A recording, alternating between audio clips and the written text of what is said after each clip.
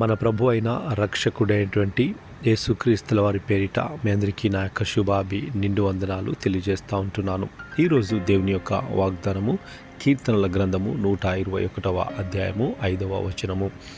యెహోవాయే నిన్ను కాపాడువాడు, నీ కుడి పక్కను యెహోవా నీకు నీడగా ఉండును. దేవునికి స్తోత్రం. నా ప్రియ సహోదరి సహోదరుడా, మన జీవితాల్లో మనం అనుకుంటాము మన తెలివితోనో మన బలముతోనో మన యొక్క ఆలోచనలతోనో మనము జాగ్రత్తగా ఉంటున్నాము అని.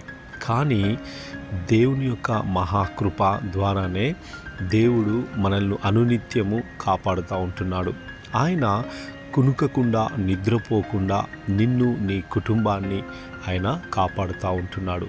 ఆయన కృప మన మీద ఎప్పుడూ ఉంటుంది. నా ప్రియ సహోదరి సహోదరుడా, మన జీవితాల్లో మనము ఉదయం మొదలుకొని రాత్రి వరకు మన పనులలో, మన ఆహారంలో, మన ఆరోగ్యంలో, మన యొక్క ప్రయాణ విషయంలో, ప్రతి విషయంలో దేవుడు ఆయన మనల్ని కాపాడుతూ ఉంటాడు. మన రోజులు గడిచిపోతున్నా కొద్దీ మన జీవితాల్లో ప్రతి ఆపద నుండి ప్రతి దాని నుండి కూడా ఆయన కాపాడుతున్నాడు అని మనము గుర్తుకు చేసుకోవాలి.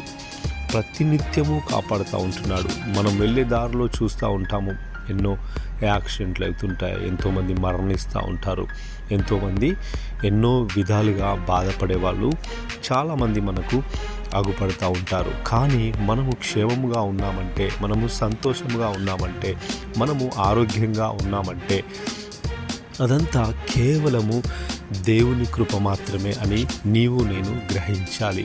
ఆయనకు ఎల్లప్పుడూ మనము కృతజ్ఞతలు చెప్పుకునేవారుగా ఉండాలి. నా ప్రియ సహోదరి సహోదరుడా.